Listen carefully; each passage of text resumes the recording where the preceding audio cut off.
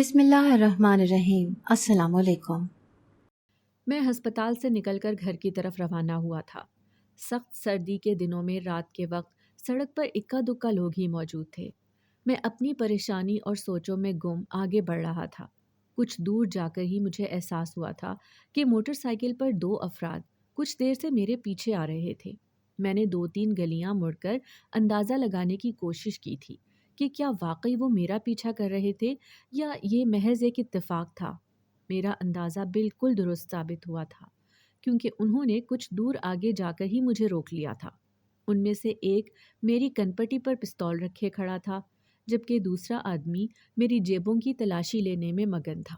انہوں نے motor cycle کی چابی نکال کر اپنے قبضے میں کر لی تھی۔ وہ میرا بٹوا میری جیب سے نکال چکے تھے۔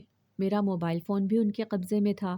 ان میں سے ایک میری موٹر سائیکل پر بیٹھ گیا تھا، جبکہ دوسرا اپنی موٹر سائیکل پر بیٹھ چکا تھا۔ میں چوکنا کھڑا تھا۔ جیسے ہی انہوں نے موٹر سائیکل سٹارٹ کی، میں نے فوراً ہی اپنی موٹر سائیکل پر بیٹھے جوان کو اپنی طرف کھینچ لیا تھا۔ وہ سڑک پر آ گرا تھا۔ میں نے اسے اپنے نیچے دبوچ لیا تھا۔ دوسرے جوان نے اپنے ساتھی کو قابو ہوتے دیکھ کر مجھ پر گولی چلا دی تھی۔ گولی میرے بازو سے چھو کر گزری تھی۔ نیچے گرا نوجوان موقع پاتے ہی اٹھ کر اپنے ساتھی کی موٹر سائیکل پر اس کے پیچھے جا بیٹھا تھا۔ میں گولی کھانے کے باوجود ان کے پیچھے بھاگا تھا، مگر وہ موٹر سائیکل تیزی سے بھگا کر لے گئے تھے۔ گولی کی آواز سن کر کچھ محلے والے بھی باہر نکل آئے تھے۔ موٹر سائیکل سوار گھبراہٹ میں میرا بٹوا نیچے گرا گئے تھے۔ میں نے جھک کر اپنا بٹوا اٹھا لیا اور خدا کا شکر ادا کیا تھا۔ سامنے والے گھر سے نکلنے والا آدمی مجھے سہارا دے کر اپنے گھر لے آیا تھا۔ میرے بازو سے کافی خون بہہ رہا تھا۔ وہ مجھے برآمدے میں بٹھا کر پٹی باندھنے کا سامان اٹھا لایا تھا۔ اس نے میرے بازو پر دوا لگا کر پٹی باندھ دی تھی۔ وہ آدمی بے حد حیران تھا کہ میں نے ان ڈاکوؤں پر حملہ کر دیا تھا۔ میں جانتا تھا کہ یہ ایک خطرناک کام تھا۔ میں خوش قسمت رہا تھا جو گولی میرے بازو کو چھوتی ہوئی گزر گئی تھی، ورنہ گولی سیدھی میرے دل میں بھی اتر سکتی تھی۔ مجھے انہیں خاموشی سے جانے دینا چاہیے تھا، پر میں کیا کرتا؟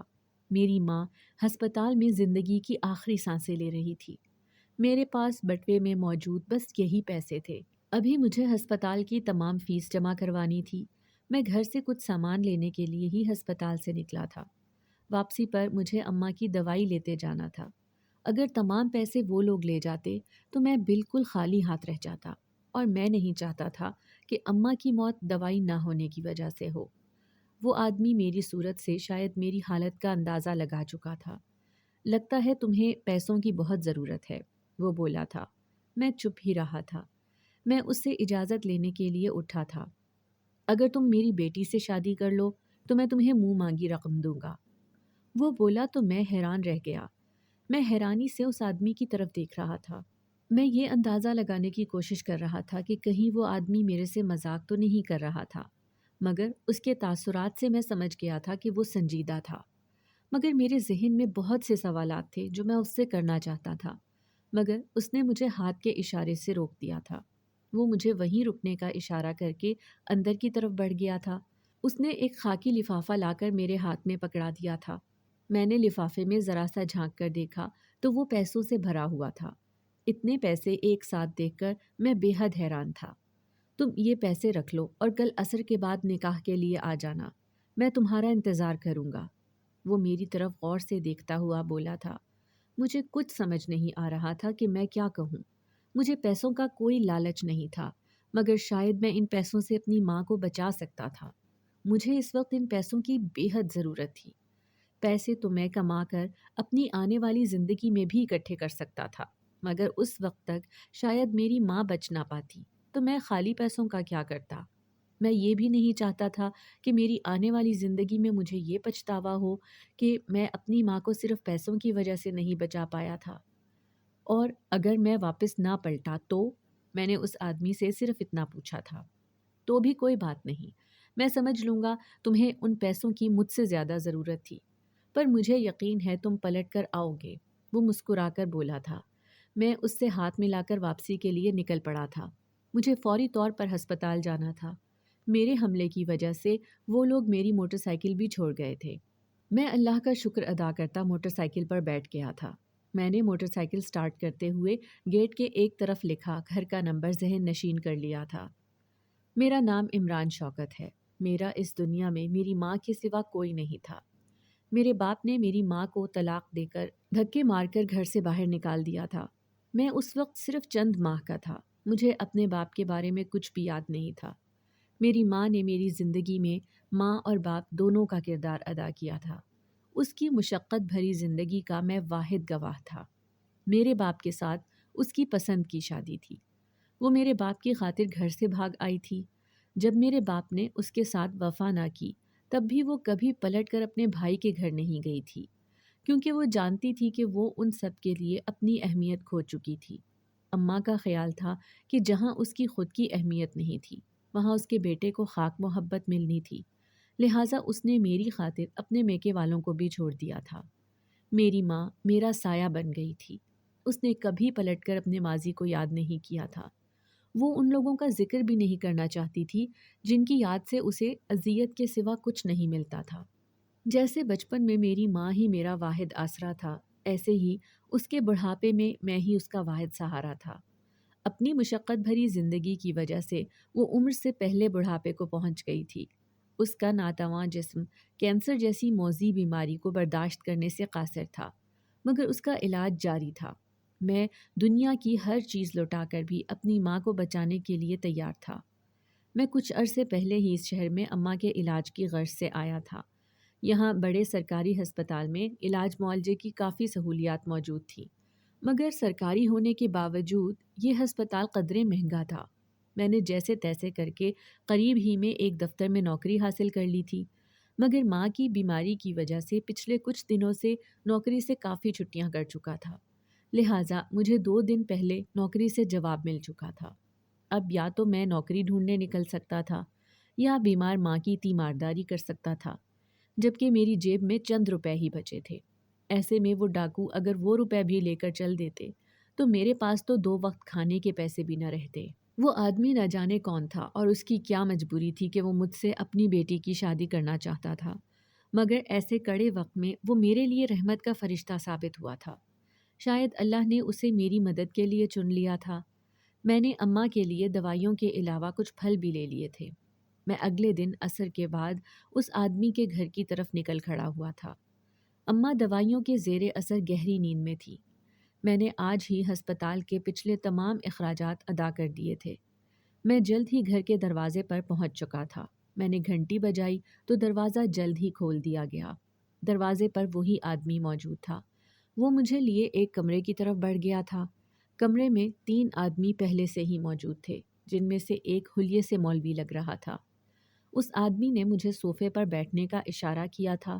میرے صوفے پر ٹکتے ہی اس آدمی نے بڑی سی چادر میں لپٹی خاتون کو میرے برابر لا کر بٹھا دیا تھا۔ مولوی نے بغیر وقت ضائع کیے نکاح پڑھانا شروع کر دیا تھا۔ نکاح کے بعد وہ سب ایک دوسرے کو مبارکباد دے رہے تھے۔ اپنی ماں کو یاد کر کے میری آنکھوں میں پانی بھر گیا تھا۔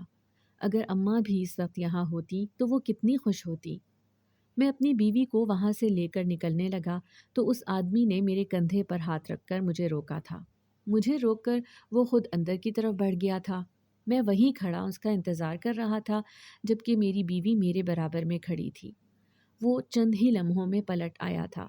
اس کے ہاتھ میں 3 خاکی لفافے تھے۔ اس نے وہ تینوں لفافے میرے ہاتھ میں پکڑا دیے تھے۔ میں دیکھے بنا بھی جانتا تھا کہ وہ پیسوں سے بھرے تھے۔ میں اپنی بیوی کو موٹر سائیکل پر بٹھا کر گھر لے آیا تھا۔ میں چونکہ کافی دنوں ہسپتال میں اماں کے ساتھ ہی رکا رہا تھا، لہٰذا گھر کی حالت ابتر تھی۔ میں نے اسے کمرے میں پڑی چارپائی پر بیٹھنے کا اشارہ کیا تھا۔ وہ جھجکتی ہوئی بیٹھ گئی تھی۔ میں نے اس سے پوچھا تھا کہ اگر کسی چیز کی ضرورت ہو تو بتا دے، مگر اس نے نفی میں سر ہلا کر انکار کر دیا تھا۔ میں اسے ہسپتال کا بتا کر گھر سے باہر نکل آیا تھا۔ میں ہر روز رات کو ہسپتال میں اماں کے کمرے میں ہی سو جایا کرتا تھا۔ اماں زیادہ وقت دوائیوں کے زیر اثر سو کر ہی گزارتی تھی، مگر اب میں اپنی بیوی کی وجہ سے پریشان تھا۔ میں اسے رات کو اکیلے گھر میں نہیں چھوڑنا چاہتا تھا اور نہ میں اماں کو اکیلے چھوڑ سکتا تھا۔ میں پریشان تھا۔ اماں کے ساتھ ساتھ مجھ پر ایک اور عورت کی ذمہ داری پڑ گئی تھی۔ میں نے اسے بھی اپنے ساتھ ہسپتال ہی لانے کا سوچا اور گھر کی طرف روانہ ہو گیا تھا۔ میں نے گھر کے دروازے پر ہلکی دستک دی تھی۔ دروازہ کچھ ہی دیر میں کھل گیا تھا۔ میں اپنی بیوی کو پہلی بار دیکھ رہا تھا۔ اس نے ایک طرف ہو کر مجھے اندر داخل ہونے کا رستہ دیا تھا۔ میں نے اندر داخل ہوتے ہوئے نظر اس کے چہرے پر جمائی تھی۔ وہ میری سوچ کے برعکس تھی۔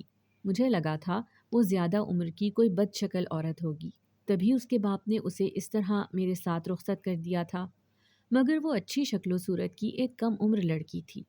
میں اسے دیکھ کر حیران تھا۔ میں آپ ہی کا انتظار کر رہی تھی۔ اماں کی طبیعت کیسی ہے اب؟ وہ بولی تو اس نے میرے اس خیال کی بھی تردید کر دی تھی کہ اس کے باپ نے زبردستی اس کا نکاح اس کی مرضی کے بغیر میرے ساتھ کر دیا تھا۔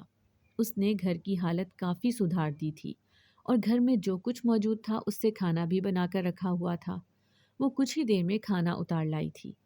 میں پہلا نوالا منہ میں رکھتے ہی جان گیا تھا کہ اس کے ہاتھ میں بے حد ذائقہ تھا۔ میری بیوی کا نام زاہدہ تھا۔ اس کے میری زندگی میں آنے سے مجھے کافی آسانی ہو گئی تھی۔ اب میں اکیلا نہیں رہا تھا۔ میرا ساتھ دینے والی، خیال کرنے والی ماں کے علاوہ بھی ایک ہستی موجود تھی۔ اس نے میری تکلیفیں بانٹ لی تھیں۔ وہ میرا سہارا بن چکی تھی۔ میری پیسوں کی تنگی بھی ختم ہو گئی تھی۔ فی الحال اماں کے علاج کے لیے میرے پاس کافی پیسے تھے۔ زاہدہ نے اپنی محبت اور خلوص سے چند ہی دنوں میں میری زندگی بدل کر رکھ دی تھی۔ میرا چھوٹا سا گھر اس کی سلیقہ شعاری اور سگھڑ پن کا ثبوت بن گیا تھا۔ میں اور زاہدہ دونوں رات کو اماں کے ساتھ ہی رک جایا کرتے تھے۔ میں نہیں چاہتا تھا کہ وہ رات کو گھر پر اکیلی رہے۔ اماں زیادہ تر وقت دوائیوں کے زیر اثر سو کر ہی گزارتی تھی۔ زاہدہ سے اماں کی ملاقات نکاح کے دوسرے روز ہی ہو گئی تھی۔ صبح اماں کی آنکھ کھلی تو اماں اسے دیکھ کر چونک گئی تھیں۔ میں نے اماں کو مختصر الفاظ میں اپنے نکاح کے متعلق بتا دیا تھا۔ اماں نے زاہدہ کو سینے سے بھینچ لیا۔ اماں کی آنکھوں سے آنسو بہہ نکلے تھے۔ میں نے حیران ہو کر اماں سے رونے کی وجہ پوچھی تو وہ بولی تھی، ارے پگلے، خوشی کے آنسو ہیں۔ اماں اس سے مل کر بہت خوش ہوئی تھی۔ اماں نے اپنے کانوں میں پڑی چھوٹی سی بالیاں اتار کر اس کے ہاتھ میں رکھ دی تھی۔ اماں کی محبت اور خلوص پر زاہدہ کی آنکھیں بھر آئی تھیں۔ میں نے اپنی طرف سے کوئی کمی نہیں چھوڑی تھی اور اماں کے علاج پر دل کھول کر پیسہ لگایا تھا، مگر اماں کی زندگی نے اماں کا ساتھ نہیں دیا تھا اور میرے نکاح کے چند روز بعد ہی اماں اس دنیا سے رخصت ہو گئی تھی۔ اس دن اماں کی طبیعت رات کو ہی بگڑ گئی تھی۔ میں اور زاہدہ اماں کے پاس ہی موجود تھے۔ میں زاہدہ کو اماں کا خیال رکھنے کا کہہ کر ڈاکٹر کو بلانے چل دیا تھا، مگر رات کے اس پہر ڈیوٹی پر کوئی ڈاکٹر موجود نہیں تھا۔ نرس اور دیگر عملہ اماں کو سنبھالنے آ گیا تھا۔ نرس نے ڈاکٹر کو بھی فون کر کے بتا دیا تھا۔ ڈاکٹر تھوڑی ہی دیر میں آن پہنچا تھا۔ کمرے میں اماں کا علاج جاری تھا، جبکہ میں زاہدہ کے ساتھ دھڑکتے دل کے ساتھ کھڑا اماں کی صحت یابی کی دعا کر رہا تھا۔ مگر ڈاکٹروں کی کوشش کے باوجود اماں کی زندگی نے اماں کا ساتھ نہیں دیا تھا۔ اماں نے ہمیشہ کے لیے آنکھیں بند کر لی تھی۔ شاید اب اماں کو تسلی تھی کہ میرا خیال رکھنے والی اماں کے علاوہ بھی کوئی اور اس دنیا میں موجود تھی، کیونکہ اماں نے رات ہی مجھ سے اور زاہدہ سے ایک دوسرے کا خیال رکھنے اور ہمیشہ ساتھ نبھانے کا وعدہ لیا تھا، اور ہم دونوں نے بھی بخوشی ماں سے وعدہ کر لیا تھا۔ اماں کی تدفین اور دیگر رسومات کے بعد میں روزگار کی فکروں کی طرف الجھا تھا۔ میں نے اماں کے دوا علاج میں کوئی کمی نہیں رکھی تھی، اس لیے میں بہت مطمئن تھا۔ میں صبح سے نوکری کی تلاش میں نکلا ہوا تھا۔ سارے شہر میں جوتے گھسا کر بھی مجھے کسی طرف سے کوئی امید نظر نہیں آئی تھی۔ میں تھکا ہارا گھر میں داخل ہوا تو دو بوڑھی عورتوں کو اپنے کمرے سے نکلتے دیکھا تھا۔ دونوں میری ایک طرف سے ہو کر باہر نکل گئی تھیں۔ میرے پوچھنے پر میری بیوی نے بتایا تھا کہ وہ دونوں مالش کرنے کے لیے آئی تھیں۔ اب ایسا اکثر ہی ہونے لگا تھا۔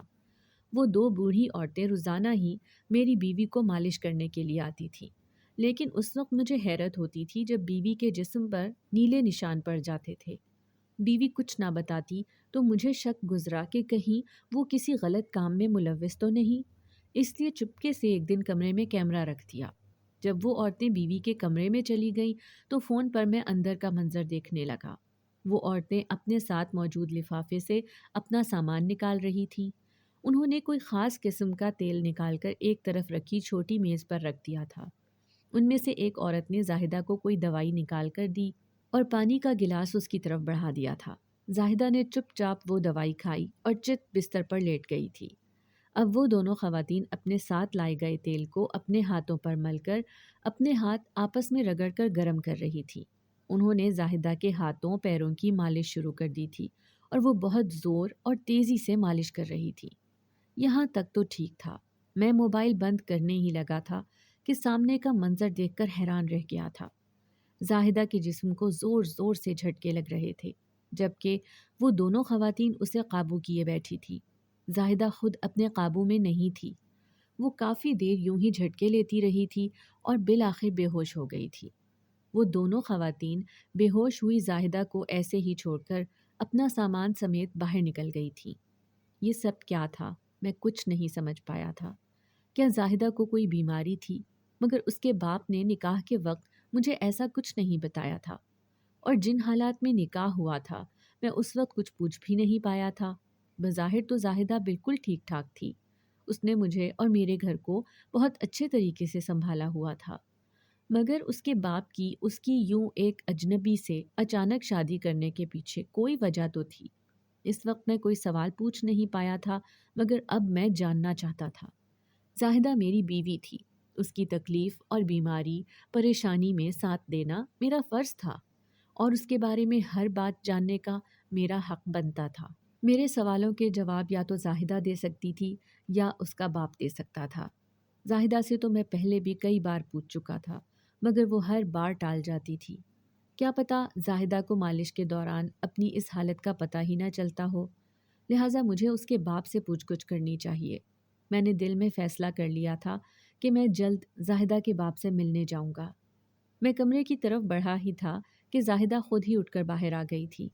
وہ بالکل نارمل حالت میں تھی، ایسا لگتا ہی نہیں تھا کہ وہ بے ہوش ہوئی ہو۔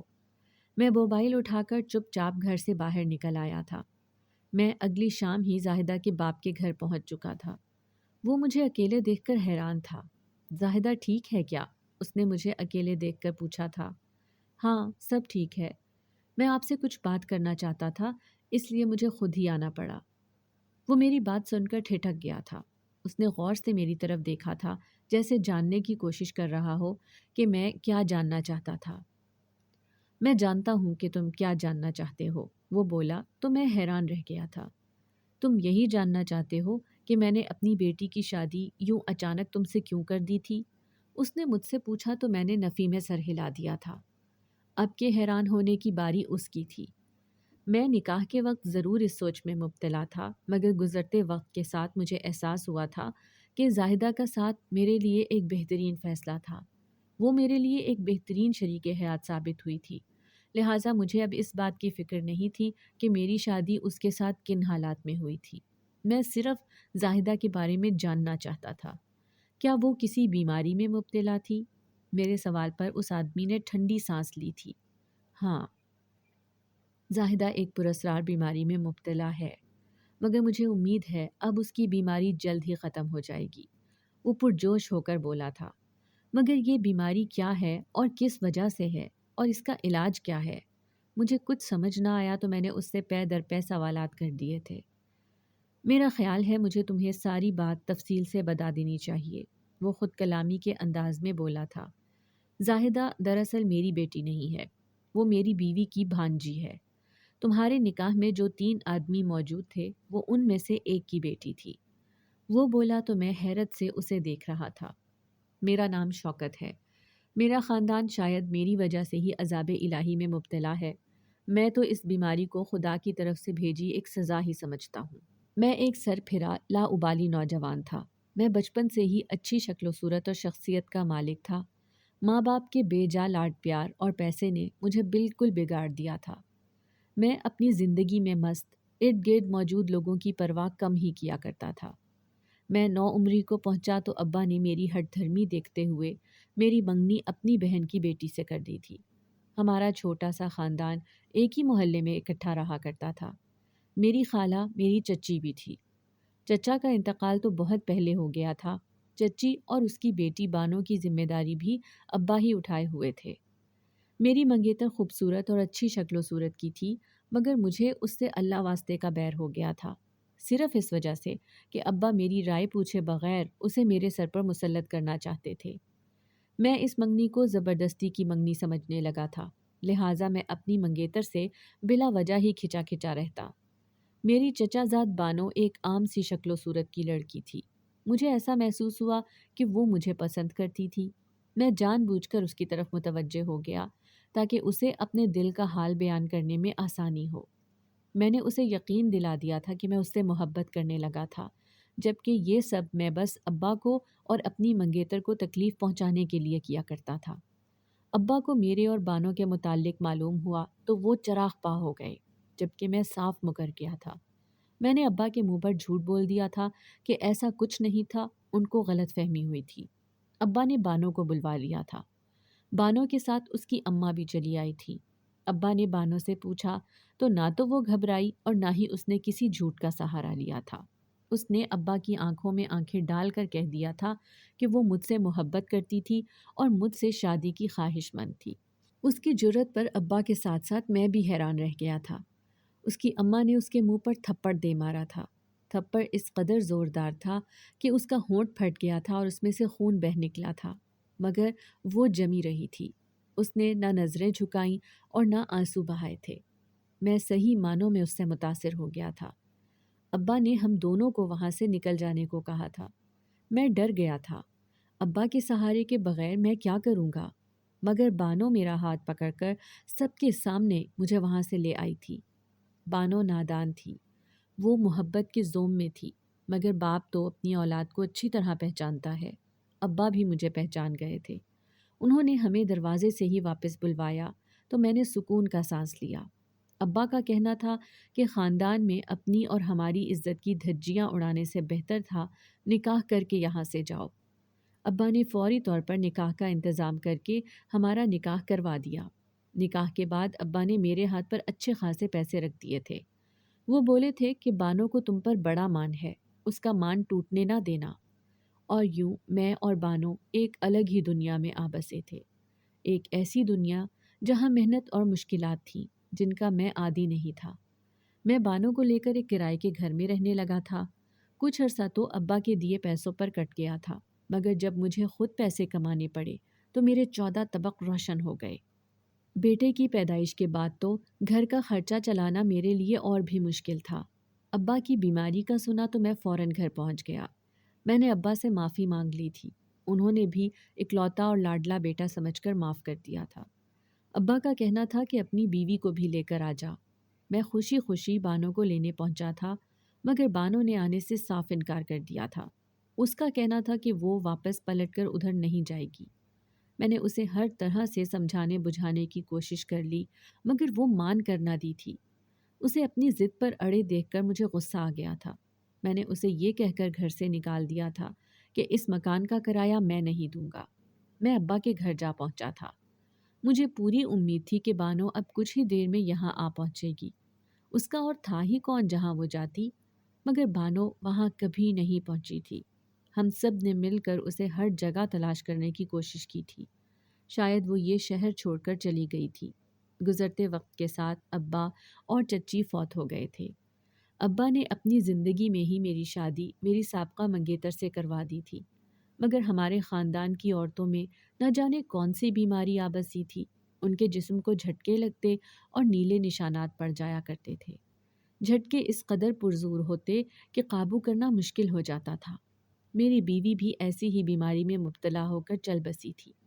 بانو کے بھائی کی بیوی تو غیر خاندان کی تھی، مگر اسے بھی یہی بیماری لاحق ہو گئی تھی، اور اس کے انتقال کے بعد اس کی بیٹی بھی اسی بیماری کا شکار تھی۔ شاید یہ بانو کی بد دعا کی وجہ سے تھا۔ بانو کا پورا نام کیا تھا؟ میں نے لرزتی آواز میں پوچھا تھا۔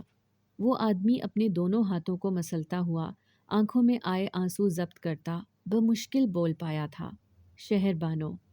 میرے ارد گرد دھماکے ہوئے تھے۔ میں ساکت بیٹھا سامنے بیٹھے وجود کو دیکھ رہا تھا، جو اب سر جھکائے اپنی آنکھوں سے بہہ نکلے آنسو پونچھ رہا تھا۔ میں چاہتا تھا میں یہاں سے اٹھ کر کہیں دور بھاگ جاؤں، یہ وقت پیچھے کی طرف پلٹ جائے، کچھ بھی ویسا نہ ہو جو ہو چکا تھا۔ وقت وہاں سے شروع ہو جب میں ہسپتال سے نکلا تھا اور میرے پیچھے ڈاکو لگے تھے، یا شاید وہاں سے جب اماں ابا کا ہاتھ پکڑ کر اس کے باپ کے گھر سے نکلی تھی، یا پھر وہاں سے جب ابا نے اماں کو گھر سے نکال دیا تھا۔ یہ تمام مناظر میری آنکھوں کے سامنے پھر رہے تھے، مگر وقت نہیں رکا تھا۔ سب کچھ ہو گیا تھا جو نہیں ہونا چاہیے تھا۔ میں اپنی جگہ سے ہل بھی نہیں پایا تھا۔ میں ساکت اور جامد بیٹھا سامنے بیٹھے اپنے باپ کو تک رہا تھا، اس ایک شخص کی وجہ سے جو اب اپنا منہ چھپائے رو رہا تھا۔ میں نے اور میری ماں نے کتنا کچھ سہا تھا۔ ایک دن میں زاہدہ کو لے کر ہسپتال گیا تھا۔ وہاں میں نے بانو کو دیکھا تھا۔ وہ کس قدر بوڑھی اور کمزور ہو گئی تھی، مگر میں اسے پہچان گیا تھا۔ وہ بانو ہی تھی۔ اس کی آنکھیں اب بھی گہری سبز تھیں اور بازو تھامے اس کے ساتھ موجود نوجوان یقیناً اس کا بیٹا تھا۔ میں تمہارے سامنے تو آنے کی ہمت نہ کر سکا تھا، مگر تم دونوں کا پیچھا کرتا میں بانو کے کمرے تک پہنچ گیا تھا۔ جیسے ہی تم کسی کام سے باہر نکلے تھے، میں بانو سے ملنے پہنچ گیا تھا۔ زاہدہ بھی میرے ساتھ ہی تھی۔ اس کی آنکھیں بھی اپنی پھپھی کی طرح گہری سبز ہیں۔ بانو مجھے دیکھ کر حیران تھی۔ میں نے اس کے پاؤں پکڑ کر اس سے معافی مانگی تھی۔ اس نے بتایا تھا کہ وہ کسی اور شہر میں جا بسی تھی اور اب علاج کے سلسلے میں اس شہر میں واپس آئی تھی۔ میں اس کی بیماری کا سن کر بہت پریشان تھا۔ میں اسے پیسے دینا چاہتا تھا، مگر اس نے ہاتھ کے اشارے سے مجھے منع کر دیا تھا۔ وہ مسکرا کر بولی تھی، ساری زندگی تمہارے پیسے کے بنا جی لی، تو کیا تمہارے پیسے کے بنا مر نہیں سکتی؟ میں شرمندہ ہوتا واپس پلٹنے لگا تھا تو مجھے اس کی آواز سنائی دی تھی، اگر چاہو تو مجھ پر ایک احسان کر دینا، اس بچی کو میرے عمران کی دلہن بنانا۔ اس نے زاہدہ کی طرف اشارہ کر کے کہا تھا۔ میرے لیے اس کی خواہش سر آنکھوں پر تھی، مگر یہ کیسے ممکن تھا؟ وہ زاہدہ کی بیماری کے متعلق بھی کچھ نہیں جانتی تھی۔ میں نے اس سے وعدہ کیا تھا کہ اس کی یہ خواہش ضرور پوری کروں گا۔ میں گھر آ کر اس کی مدد کرنے کی کوئی تدبیر سوچنے میں لگا تھا، مگر میں جانتا تھا کہ وہ کسی صورت میری مدد قبول نہیں کرے گی۔ اگلی ہی رات گولی چلنے کی آواز پر میں باہر نکلا تھا۔ میں نے اوندھے منہ گرے نوجوان کو اٹھنے میں مدد کی تو اپنے سامنے تمہیں دیکھ کر میں چونک گیا تھا۔ قدرت نے خود تمہیں میرے پاس پہنچا دیا تھا۔ میں تمہیں اندر لے آیا تھا اور تم سے زاہدہ کے نکاح کی بات بھی کر لی تھی۔ اگر تم واپس پلٹ کر نہ آتے تو بھی مجھے اس بات کی تسلی تھی کہ فی الحال تمہارے پاس خرچے کے پیسے تھے۔ میں تمہاری غیر موجودگی میں بانو سے ملنے چلا جاتا تھا، اور جب تم ہسپتال آتے تھے تو میں ہسپتال میں ہی بیٹھا تمہارے واپس جانے کا انتظار کرتا رہتا تھا۔ تمہارے جاتے ہی میں پھر سے بانو کے پاس بیٹھ جایا کرتا تھا۔ میں ان چند دنوں میں تو اس کی اذیت کا کفارہ ادا نہیں کر سکتا تھا جو میں نے اسے ساری زندگی دی تھی۔ میری اور اس کی طلاق نہیں ہوئی تھی۔ میں نے غصے میں بھی اسے ایک ہی طلاق دی تھی۔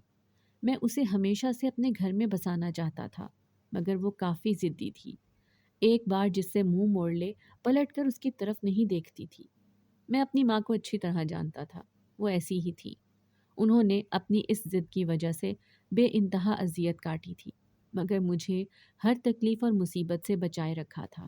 جب زاہدہ 9 عمری کو پہنچی تھی تو اس کو بھی وہی پراسرار بیماری لاحق ہو گئی تھی، جس میں کچھ دیر کو وہ ایسی کیفیت میں چلی جاتی تھی کہ اسے اس دوران کیے گئے اپنے کسی عمل کے بارے میں کچھ یاد نہیں رہتا تھا۔ اس کا جسم اس قدر جھٹکے لیتا تھا کہ اسے قابو کرنا مشکل ہو جاتا تھا۔ اگر اسے قابو نہ کیا جاتا تو وہ اپنی جگہ سے گر جاتی اور اسے بری طرح چوٹ لگ جاتی تھی۔ ہم نے بہت جگہوں سے اس کا علاج کروایا تھا، مگر اسے کوئی افاقہ نہیں ہوا تھا۔ گزرتے وقت کے ساتھ ساتھ یہ بیماری شدت اختیار کرتی جا رہی تھی۔ پھر ایک حکیم نے ایک تیل مالش کرنے کو دیا تھا اور یہ بھی کہا تھا کہ اس کی جلد از جلد شادی کر دی جائے۔ شادی کے بعد اس کی بیماری کافی حد تک کم ہو جائے گی۔ تمہیں نہ بتانے کی یہی وجہ تھی کہ شاید تم غصے میں پیسے لینے سے انکار نہ کر دو۔ مجھے امید ہے کہ بانو سے معافی ملنے کے بعد یہ عذاب الہی بھی ختم ہو جائے گا۔ میں تم سے بھی معافی کا طلبگار ہوں، کیونکہ میں بانو کے ساتھ ساتھ تمہارا بھی مجرم ہوں۔ تم ساری زندگی پدرانہ دست شفقت سے محروم رہے ہو۔ وہ آدمی اٹھ کر میرے قدموں میں بیٹھ گیا تھا۔ اسے اپنے قدموں میں بیٹھا دیکھ کر میں نے گھبرا کر اسے کندھوں سے پکڑ کر اٹھاتے ہوئے کرسی پر بٹھا دیا تھا۔ کہنا تو میں بہت کچھ چاہتا تھا۔ اپنی ساری زندگی کے ایک ایک لمحے کا حساب مانگنا چاہتا تھا۔ اس محبت بھرے ہاتھ کی چھاؤں کا حساب چاہتا تھا جو میرے دوستوں کے پاس میسر تھی، مگر میں محروم تھا۔ لیکن کہہ پایا تو صرف اتنا کہ میں نے اپنے رب کی رضا کی خاطر آپ کو معاف کیا۔ میں وہاں سے اٹھ کر گھر آ گیا تھا۔ زاہدہ صحن میں کھڑی میرا انتظار کر رہی تھی۔ میں اسے دیکھتا ہوا کمرے کی طرف بڑھ گیا تھا۔ اس کی صرف آنکھیں ہی اماں جیسی نہیں تھیں، بلکہ وہ شکل و صورت میں بھی اماں سے کافی ملتی تھی۔ اگر وہ اماں کی خواہش نہ ہوتی تو میں اسے ہاتھ پکڑ کر اس کے باپ کے گھر چھوڑ کر آتا، مگر میری ماں نے اسے میرے لیے چنا تھا۔ اماں جانتی تھیں کہ میں اس کے بعد کتنا اکیلا رہ جاؤں گا، تبھی وہ اپنے طریقے سے مجھے میرے اپنوں کے پاس چھوڑ کر چلی گئی تھی۔ کچھ ہی دیر میں زاہدہ کا باپ اور میرا ماموں بھی وہاں چلا آیا تھا۔ اسے معلوم ہوا کہ مجھے سچ پتہ چل چکا ہے تو وہ مجھ سے ملنے چلا آیا تھا۔ وہ بھی مجھ سے معافی کا طلبگار تھا۔ اگر دیکھا جائے تو ان لوگوں کا اتنا قصور بھی نہیں تھا۔ اماں تو وہ شہر ہی چھوڑ گئی تھی، وہ لوگ تو مسلسل اماں کو ڈھونڈنے کی کوشش میں تھے۔ میں نے اماں کے بھائی کو بھی معاف کر دیا تھا۔ زاہدہ کی بیماری گزرتے وقت کے ساتھ بالکل ختم ہو گئی تھی۔ اللہ نے ہمیں ایک پیارے سے بیٹے سے نوازا تھا۔ میری زندگی مکمل ہو گئی تھی۔ میں اپنے بیٹے کو وہ تمام پیار اور توجہ دینا چاہتا تھا جس سے میں محروم رہا تھا۔ زاہدہ نے مجھے زندگی میں کبھی کوئی شکایت کا موقع نہیں دیا تھا۔ وہ ایک اچھی شریک حیات اور ماں تھی۔ میں اپنے رب کا شکر گزار تھا کہ اس نے میری زندگی مکمل کر دی تھی۔ اگر آپ کو ہماری آج کی کہانی پسند آئی ہے تو اسے لائک کریں، شیئر کریں اور چینل کو سبسکرائب کرنا مت بھولیے گا۔